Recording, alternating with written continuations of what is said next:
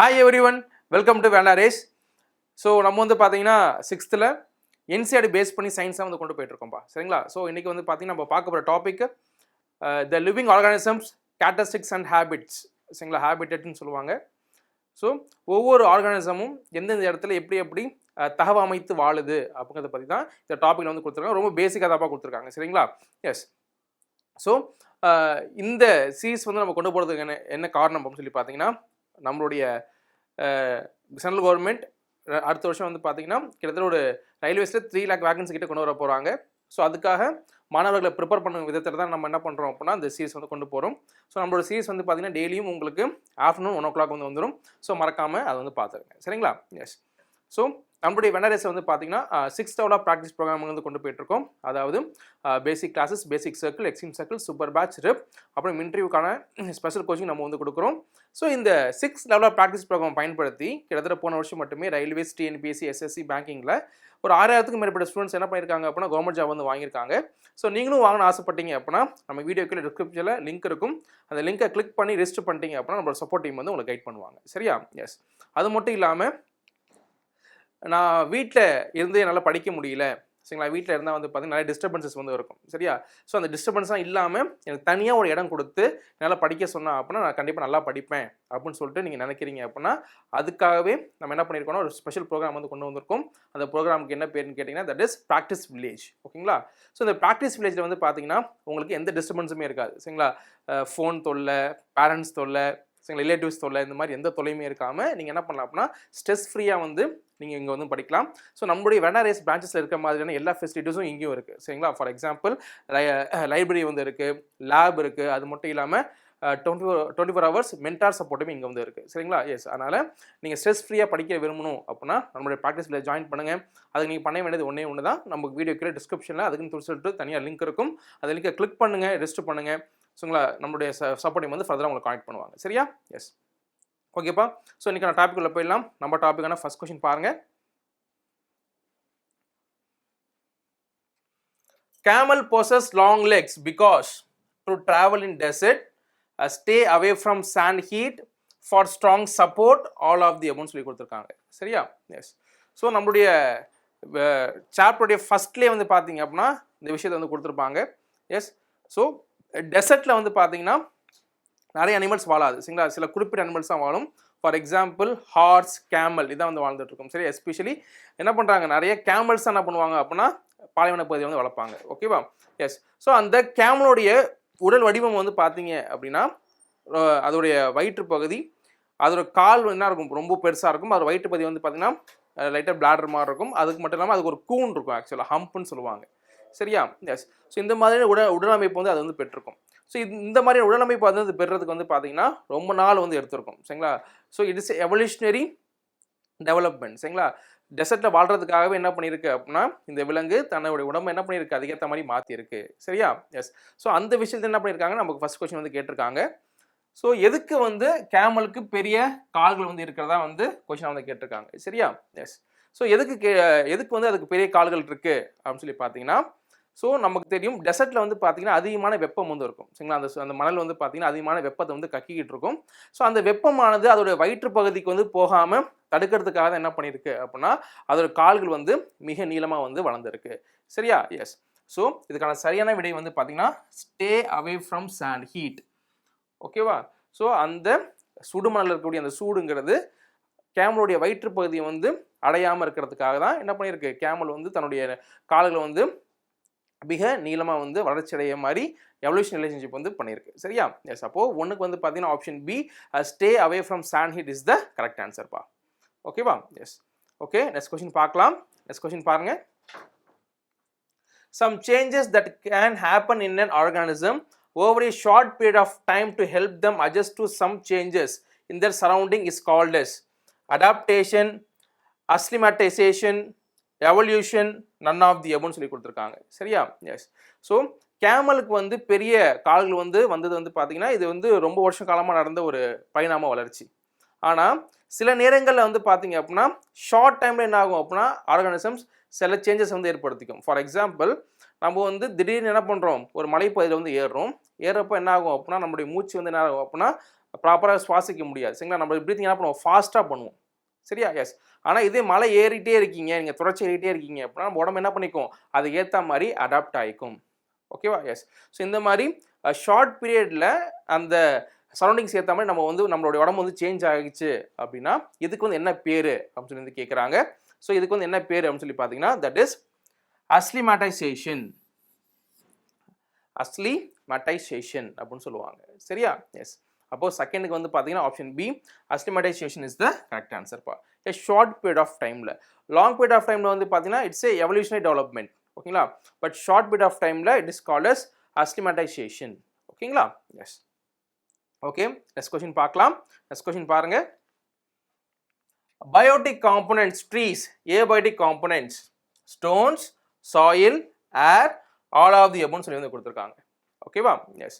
So நம்மளுடைய என்விரான்மெண்ட்டில் சரிங்களா, நம்மளுடைய ஹேபிட்டட்னு கூட சொல்லுவாங்க. நம்மளுடைய ஹேபிட்டட் அல்லது என்விரான்மெண்ட்ங்களா, சுற்றுச்சூழலில் வந்து பார்த்தீங்க அப்படின்னா 2 வகையான காம்பனன்ட்ஸ் வந்து இருக்கும்ப்பா. ஒன்று வந்து பார்த்தீங்கன்னா பயோட்டிக் காம்பனன்ட்ஸ், ஒன்று பார்த்தீங்கன்னா ஏபயோட்டிக் காம்பனன்ட்ஸ் அப்படின்னு சொல்லிட்டு வந்து பார்த்தீங்கன்னா 2 டைப்ஸ் வந்து இருக்கும். ஓகேவா? ஸோ இந்த பயோட்டிக் காம்பனன்ட்ஸ்னால் என்ன அப்படின்னா உயிருள்ள பொருட்கள் சரிங்களா, நம்முடைய சுற்றுச்சூழல் இருக்கக்கூடிய உயிருள்ள பொருட்கள் தான் வந்து பார்த்தீங்கன்னா இந்த பயோட்டிக் காம்பனன்ட்ஸ் கீழே வந்து வரும். சரிங்களா? For example plants, animals, insects, micro organisms, இது எல்லாமே எது கீழே வரும் அப்படின்னா இந்த பயோட்டிக் காம்பனன்ட்ஸ் கீழே வந்து வரும். இந்த ஏபோனிக் காம்பனன்ட்ஸ் கீழே என்ன வரும் அப்படின்னா அது எந்த இடத்துல இருக்கக்கூடிய நான் லிவிங் திங்ஸ். சரிங்களா? For example stone, air, water. சரியா? எஸ். ஸோ அந்த உயிரினங்கள் வாழ்வதற்கு தேவையான நான் லிவிங் திங்ஸ் தான் வந்து என்னன்னு சொல்கிறாங்க அப்படின்னா ஏபயோட்டிக் ஃபேக்டர்ஸ்னு சொல்கிறாங்க. சரியா? எஸ். இது ரெண்டும் சேர்ந்து தான் வந்து பார்த்தீங்கன்னா என்விரான்மெண்ட். ஸோ இங்கே என்ன கொடுத்துருக்காங்க அப்படின்னா பயோட்டிக் காம்பனன்ட்ஸ் வந்து ட்ரீஸாக இருக்குது அப்படின்னா ஏபயோட்டிக் காம்பனன்ட்ஸுங்கிறது என்னன்னு சொல்லி கொடுத்துருக்காங்க. இங்கே கொடுத்துருக்க 3மே வந்து பார்த்தீங்கன்னா ஏபயோட்டிக் காம்பனன்ட்ஸ் தான். ஸ்டோன், சாயில், ஏர், இது 3மே வந்து பார்த்தா நான் லிவிங் திங்ஸ். ஸோ இந்த 3மே கண்டிப்பாக என்ன தேவை, ஒரு உயிரினம் வந்து வாழ்றதுக்கு வந்து இன்றியமையாத விஷயங்கள். சரியா? எஸ். அப்போது 3க்கு வந்து பார்த்தீங்கன்னா option D all of the above is the correct ஆன்சர்ப்பா. ஓகேங்களா? எஸ். ஓகேப்பா, நெக்ஸ்ட் கொஸ்டின் பார்க்கலாம். நெக்ஸ்ட் கொஸ்டின் பாருங்க. In cactus the photosynthesis is carried out by spines, stem, roots, leaves னு சொல்லி கொடுத்துருக்காங்க. சரியா? எஸ். ஸோ கேக்டஸ் நம்ம வந்து என்னன்னு சொல்லுவாங்க அப்படின்னா சப்பாத்திக்கள்னு சொல்லுவாங்கப்பா. ஸோ இந்த கேக்டஸ்ங்கிறது எங்கே வளரும் அப்படின்னு சொல்லி கேட்டிங்கன்னா ட்ரை ரீஜியனில் சரிங்களா, எஸ்பெஷலி டெசர்ட்டில் சரிங்களா, பாலைவனங்களில் தான் வந்து பார்த்தீங்கன்னா அதிகமான இந்த சப்பாத்திக்கள்ளிங்கிற அந்த செடி வந்து வளரும். ஸோ அந்த சப்பாத்திக்களி பார்க்குறப்பே வந்து பார்த்தீங்கன்னா எப்படி இருக்கும், பட்டை ரவுண்டாக இருக்கும் ஆக்சுவலாக அந்த லீவ்ஸு, அதுக்கப்புறம் சின்ன சின்ன முட்கள் வந்து இருக்கும். ஓகேவா? எஸ். ஸோ இந்த மாதிரி ஒன்று அமைப்பப்பட்டிருக்கும் இந்த சப்பாத்திக்களிங்கிறது. ஸோ இதில் வந்து பார்த்தீங்க அப்படின்னா ஃபோட்டோசிந்தசிஸ் அதாவது ஒளிச்சேர்க்கைங்கிறது எதில் நடக்குங்கிறத கொஸ்டின் வந்து கேட்டிருக்காங்க. சரியா? எஸ். ஸோ இதில் வந்து பார்த்தீங்கன்னா எதில் நடக்கும் அப்படின்னு சொல்லி கேட்டிங்கன்னா த ஆன்சர் இஸ் ஸ்டெம். சரியா? ஸோ இந்த மாதிரி இலை போன்ற அமைப்பு இருக்குல்லப்பா, ஸோ இந்த இலை போன்ற அமைப்பு வந்து பார்த்தீங்கன்னா it's not a leaf, it is a stem. ஓகேங்களா? ஸோ டெசர்ட்டில் வந்து பார்த்தீங்கன்னா அந்த செடிகளுக்கு என்ன ஆகாது, போதுமான நீர் வந்து கிடைக்காது. சரியா? ஸோ அதனால் கிடைக்கிற நீரை என்ன பண்ணும், சேமித்து வந்து வச்சுக்கும். அது மட்டும் இல்லாமல் பிளான்ட்ஸ் வந்து பார்த்தீங்கன்னா ஒரு ப்ராசஸ்ங்கிறது நடக்கும். அந்த ப்ராசஸ்க்கு என்ன பேருன்னு சொல்லி கேட்டிங்கன்னா தட் இஸ் டிரான்ஸ்பிரேஷன் சொல்லுவாங்க. ஸோ டிரான்ஸ்பிரேஷன்னா என்ன அப்படின்னா கீழே இருக்கக்கூடிய நீர் என்ன பண்ணும், செடிகள் வந்து இலைகள் மூலயமா என்ன பண்ணும் அப்படின்னா நீராவியே வெளியேற்றும். இதான் வந்து பார்த்தீங்கன்னா டிரான்ஸ்பிரேஷன் சொல்லுவாங்க. ஸோ அந்த டிரான்ஸ்பிரேஷனை தடுக்கும் வகையில் என்ன பண்ணிக்கும் அப்படின்னா அந்த செடி லீவ்ஸை வந்து எதுவாக மாற்றி வச்சுக்கும் அப்படின்னா ஸ்பைன்ஸாக மாற்றி வச்சுக்கும், அதாவது முட்களாக மாற்றி வச்சிடும். சரியா? ஸோ முட்களாக மாற்றி வைக்கிறதால இந்த டிரான்ஸ்பிரேஷன் ப்ராசஸ்ங்கிறது தடுக்கப்படும். ஸோ அந்த நீருங்கிறது என்னது வெளில போகாமல் வந்து பாதுகாக்கப்படும். சரியா? ஸோ அதனால தான் வந்து பார்த்தீங்கன்னா லீவ்ஸோட வேலையான சரிங்களா, லீவ்ஸை வந்து பார்த்தீங்கன்னா ஜென்ரலாக ஃபோட்டோசிந்தசிஸ் வந்து பண்ணும். ஸோ அந்த வேலையை வந்து பார்த்தீங்கன்னா எது எடுத்துக்குது அப்படின்னா இந்த ஸ்டெம்ங்கிறது எடுத்துக்குது. சரிங்களா? ஸோ அந்த லீஃப் மாதிரி இருக்கக்கூடிய அந்த அமைப்பு வந்து பார்த்தீங்கன்னா இட்ஸ் ஆக்சுவலி ஸ்டெம். ஓகேங்களா? எஸ். அப்போது கேக்டஸில் வந்து பார்த்தீங்கன்னா ஃபோட்டோசிந்தசிஸ் வந்து எது கேரி அவுட் பண்ணுது அப்படின்னு சொல்லி கேட்டிங்கன்னா the answer is stem. So option B is the correct ஆன்சர்ப்பா. சரிங்களா? Yes. So this are the modification. சரிங்களா?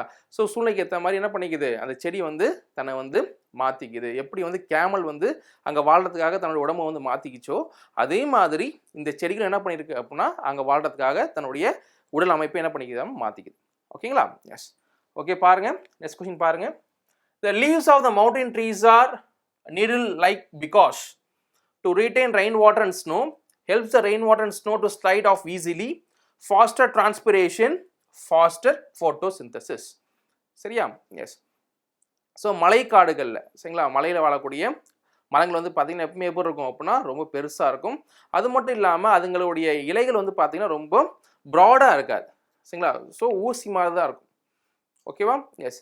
ஸோ ஏன் வந்து ஊசி மாதிரி இருக்குது அப்படின்னு சொல்லி பார்த்தீங்க அப்படின்னா, இன்கேஸ் ப்ராடாக இருந்துச்சுன்னு வச்சுக்கோங்களேன், அது மேலே வந்து பார்த்தீங்கன்னா ரெயின் வாட்டர் ஸ்னோலாம் விழுந்து என்ன இருக்கும் அப்படின்னா அங்கேயே வந்து ரீட்டைன் ஆகிடும். ஸோ இதனால வந்து பார்த்தீங்கன்னா ஒளிச்சேர்க்கை ஃபோட்டோசிந்தசிஸ்ங்கிறது அதிகமாக வந்து பாதிக்கப்படும். ஓகேவா? ஸோ அப்படி நடக்கக்கூடாதுங்கிறதுக்காக தான் என்ன பண்ணியிருக்கு அப்படின்னா அந்த ட்ரீஸ்லாம் தன்னோட லீவ்ஸ் என்ன அது ப்ராடாக இல்லாமல் நீடெலாம் என்ன பண்ணியிருக்கு அப்படின்னா மாற்றி வச்சிருக்கு சரிங்களா. ஊசி போன்ற இலைகள் என்ன பண்ணியிருக்கு அப்படின்னா வச்சிருக்கு.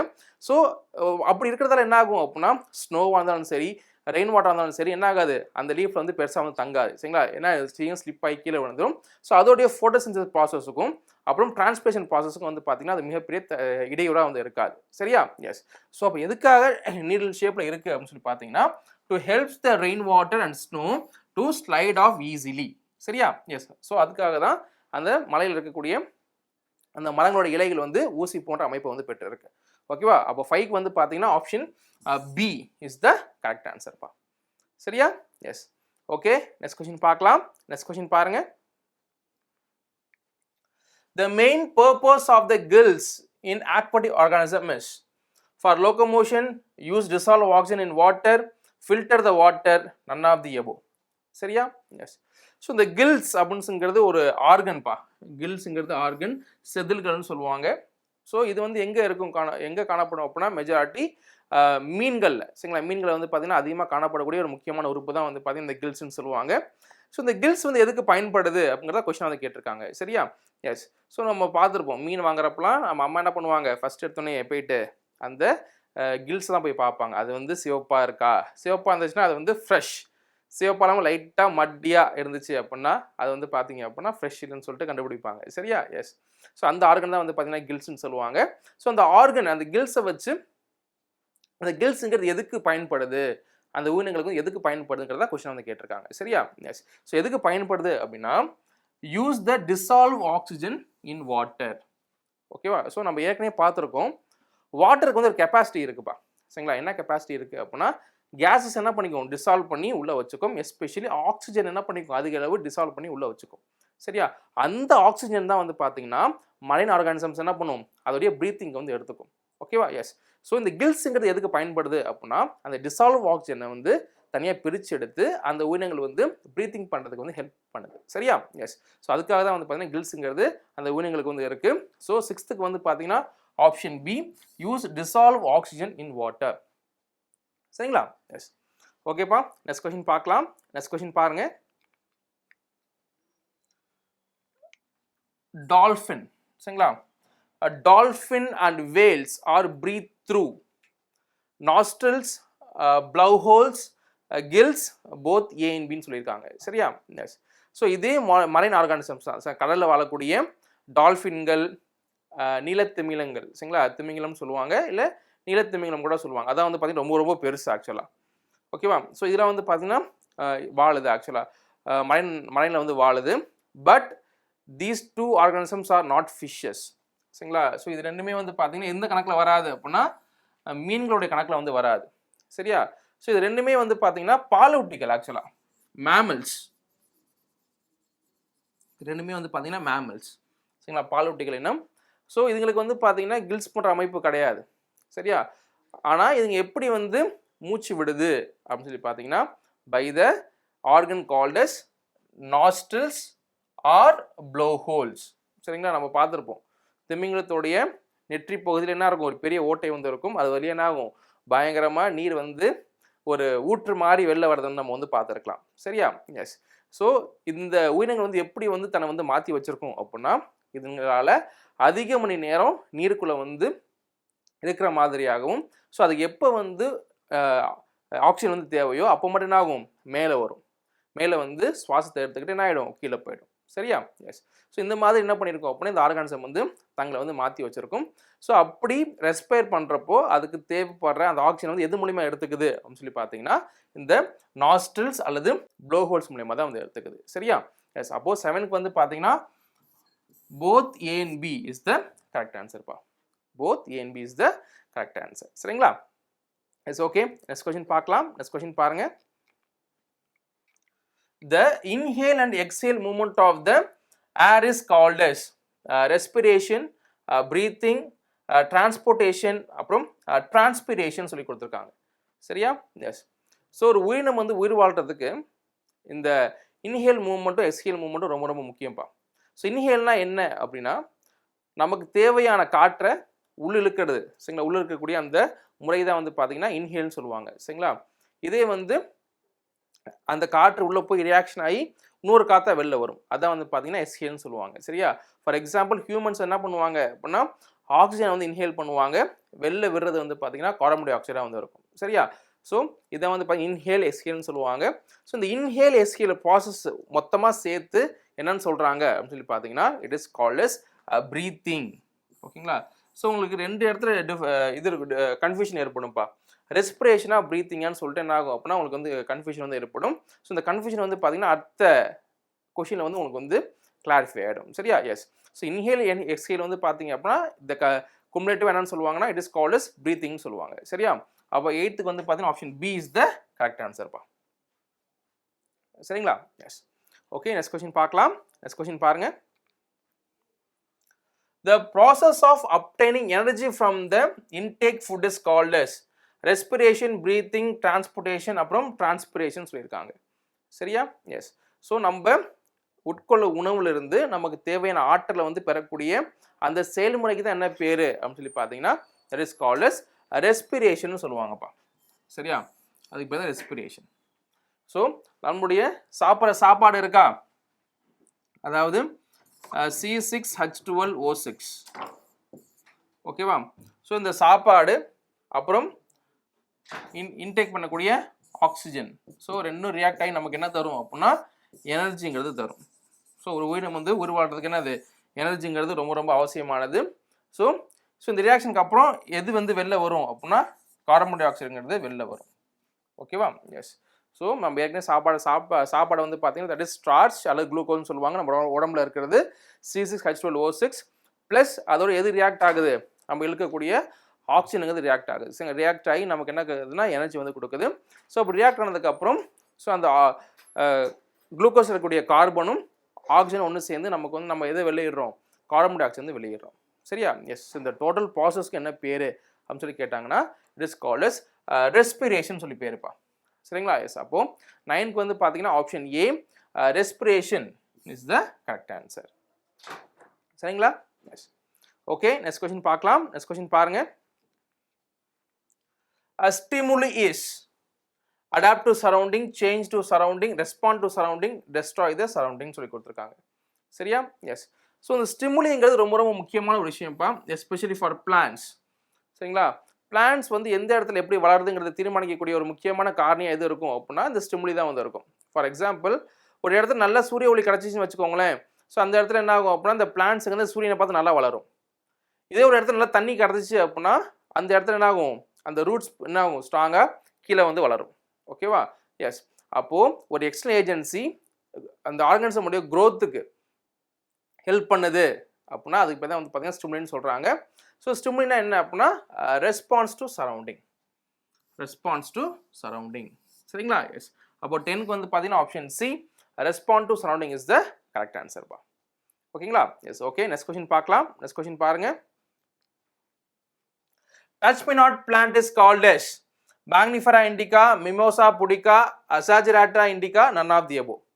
இப்போ நம்ம புக்கில் கொடுத்துருக்காங்கப்பா. சரிங்களா? ஸோ டச் மீ நாட் தொட்டா சிலிங்கி. சரிங்களா? தொட்டா சிலிங்கின்னு சொல்லுவாங்க. ஸோ அந்த பிளான்ட்டோட இலைகளை நம்ம தொட்டா என்ன ஆட்டோமேட்டிக்காக மூடிக்கும். நம்ம சின்ன வயசில் விளாண்டுருப்போம். ஸோ இப்போலாம் அந்த பிளான்ட்லாம் பார்க்கறது ரொம்ப ரேராக இருக்குது ஆக்சுவலாக. சரியா? எஸ். ஸோ அந்த பிளான்ட் பக்கத்தில் நீங்கள் கை லைட்டாக கொட்டு போனாவே நம்ம ஆட்டோமேட்டிக்காக அதோடைய இலைகள் வந்து மூடிக்கும். சரியா? அதான் வந்து பார்த்தீங்கன்னா டச் மீ நாட். ஸோ இதில் வந்து பார்த்தீங்கன்னா ஸ்டிமுலே எது ஆக்ட் ஆகுது அப்படின்னு நம்மளோட ஆக்ஷன் தான் வந்து ஆக்ட் ஆகுது. சரியா? எஸ். ஸோ இந்த டச் மீ நாட் பிளான்ட்டோடைய scientific நேம்ங்கிறது என்ன அப்படின்னு சொல்லி பார்த்தீங்கன்னா that is Mimosa pudica. The answer is Mimosa pudica. ஓகேவா, Mimosa pudicaன்னு தான் சொல்லுவாங்க அதை. அப்போ இந்த மேனிஃபெரா இண்டிகானா என்ன அப்படின்னு சொல்லி பார்த்தீங்கன்னா மாம்பழம். மாம்பழம் இருக்குல்ல, அதோடைய சயின்டிஃபிக் நேம் தான் வந்து பார்த்தீங்கன்னா மேனிஃபெரா இண்டிகா. அசாஜிராஜா இண்டிகாங்கிறது நம்மளுடைய வேப்பமரம். சரிங்களா? எஸ். ஸோ இந்த மாதிரி சயின்டிஃபிக் நேம்ஸ்லாம் கொடுத்துருந்தாங்க அப்படின்னா கண்டிப்பாக என்ன பண்ணுவாங்க, எக்ஸாம்ஸ் வந்து கேட்பாங்க. நல்லா என்ன பண்ணுங்க, இந்த மனப்பாடம் பண்ணி வச்சுக்கோங்க. சரியா? எஸ். அப்போ touch me not plant is called as mimosa pudica. 11க்கு வந்து option B is the correct ஆன்சர்ப்பா. சரியா? எஸ். ஓகே, நெக்ஸ்ட் கொஸ்டின் பார்க்கலாம். நெக்ஸ்ட் கொஸ்டின் பாருங்க. The process of dispose the toxic material from the body is called as defecation, secretion, excretion, none of the above. ஓகேவா? S. So ஒவ்வொரு உயிரினமும் வந்து பார்த்தீங்க அப்படின்னா தனக்கு தேவையில்லாத, சரிங்களா, தனக்கு தேவையில்லாத மற்றும் நச்சு பொருட்கள் என்ன பண்ணும் அப்படின்னா நம்ம உடம்புலேருந்து வெளியேற்றும். அந்த செயல்முறைக்கு வந்து என்ன பேரு அப்படின்னு சொல்லி பார்த்தீங்கன்னா it is called as excretion.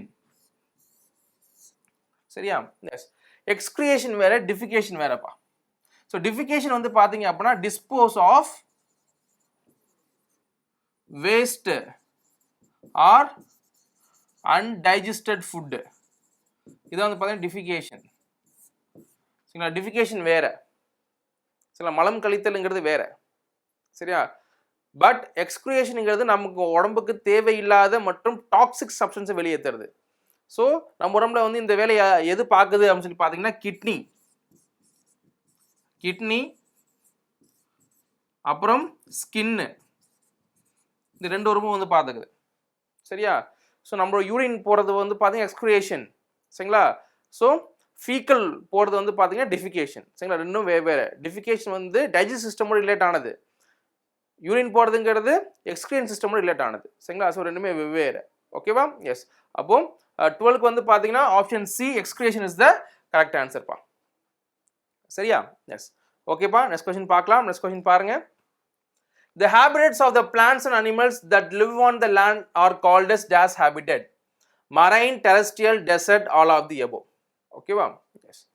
So ஒவ்வொரு உயிரினங்களும் எந்தெந்த இடத்துல வந்து வாழுதுங்கிறத பொறுத்து என்ன பண்ணுறாங்க அப்படின்னா மொத்தம் 3 வந்து பிரிப்பாங்க. ஸோ ஒன்று வந்து பார்த்தீங்க அப்படின்னா டெரஸ்ட்ரியல். டெரஸ்ட்ரியல்ங்கிறது என்ன அப்படின்னா நிலப்பகுதி. நம்ம நார்மல் நிலப்பகுதியில் வாழக்கூடிய உயிரினங்களை பற்றி சொல்லக்கூடியதாக வந்து பார்த்தீங்கன்னா டெரஸ்ட்ரியல். மரைனுங்கிறது வந்து பார்த்தீங்க அப்படின்னா வாட்டர், நீரில் வாழக்கூடிய உயிரினங்கள். இதே டெசர்ட் வந்து பார்த்தீங்க அப்படின்னா வறண்ட நிலப்பகுதியில் வாழக்கூடிய உயிரினங்கள். சரியா? இங்கே என்ன கேட்டிருக்காங்க அப்படின்னா லேண்டில், சரிங்களா, லேண்டில் வாழக்கூடிய உயிரினங்கள் வந்து என்னன்னு சொல்கிறாங்க அப்படின்னு சொல்லி கேட்டிருக்காங்க. So the answer is terrestrial. அப்போ 13க்கு ஆப்ஷன் பி டெரஸ்ட்ரியல் என்பது தான் சரியான விடை. ஓகேங்களா? எஸ். ஓகேப்பா. ஸோ இதோட வந்து பார்த்தீங்க அப்படின்னா நம்மளுடைய செஷனை வந்து வைண்ட் அப் பண்ணிக்கலாம். ஸோ இதே மாதிரியான சில முக்கியமான கொஸ்டின்ஸோட அடுத்த சாப்டரில் உங்களை வந்து சந்திக்கிறேன். Until then, bye from Prajith. Thank you.